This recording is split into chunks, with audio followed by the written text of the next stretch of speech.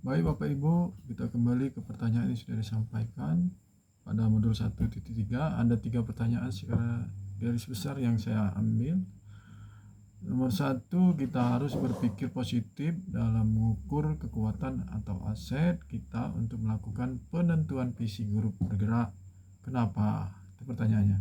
Kemudian yang kedua, apakah visi guru penggerak harus sama dengan visi sekolah?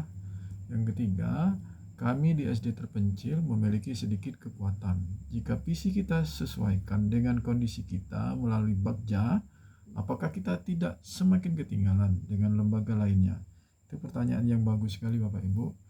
Jadi dari pertanyaan pertama, berpikir positif dalam mengukur kekuatan dan aset tentu sangat penting dalam menentukan visi sebagai guru penggerak, karena membantu meningkatkan motivasi, mengidentifikasi peluang, membangun percayaan diri, menciptakan lingkungan belajar yang positif, fokus pada solusi itu yang paling penting. Dengan mengukur kekuatan dan aset yang dimiliki, kita akan berfokus pada solusi, bukan pada kekurangan.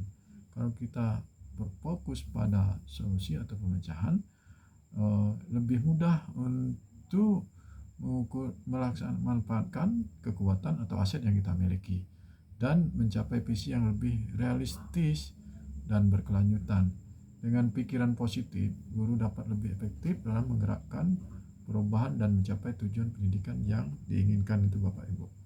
Kemudian yang kedua, apakah visi guru penggerak harus sama dengan visi sekolah? Nah, ini penting harus kita ingat bahwa visi seorang guru penggerak tidak harus sama persis dengan visi sekolah, tetapi harus mendukung dan sejalan dengan visi sekolah tempat mereka bertugas. Keselarasan ini penting untuk menciptakan sinergi dan harmonisasi dalam mencapai tujuan pendidikan bersama. Dengan pendekatan yang inovatif dan adaptif, guru penggerak dapat memperkaya visi sekolah dan membantu mencapainya melalui kolaboratif yang efektif. Itu yang paling penting. Jadi saya ulangi sekali lagi bahwa visi seorang guru penggerak tidak mesti atau tidak harus sama dengan visi sekolah. Dan jangan memaksakan bahwa visi guru penggerak itu untuk menjadi visi sekolah itu Bapak Ibu. Itu pertanyaan kedua. Pertanyaan ketiga, kami di SD terpencil memiliki sedikit kekuatan.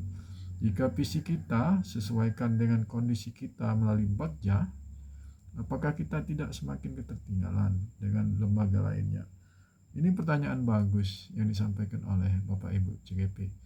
Jadi menyesuaikan visi dengan kondisi sekolah atau kondisi tempat sekolah berada melalui pendekatan Bagja tidak akan membuat ketinggalan dari satuan pendidikan yang tempat kita bertugas itu. Sebaliknya, hal ini akan memungkinkan tempat kita bertugas itu atau sekolah tempat kita bertugas itu untuk memaksimalkan potensi dan sumber daya yang sudah dimiliki.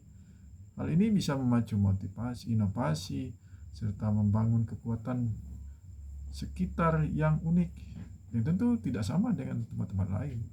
Inilah sebagai aset kita atau kekuatan kita.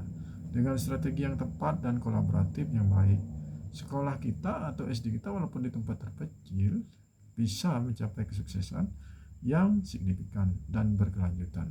Mungkin itu Bapak Ibu ya. Terima kasih.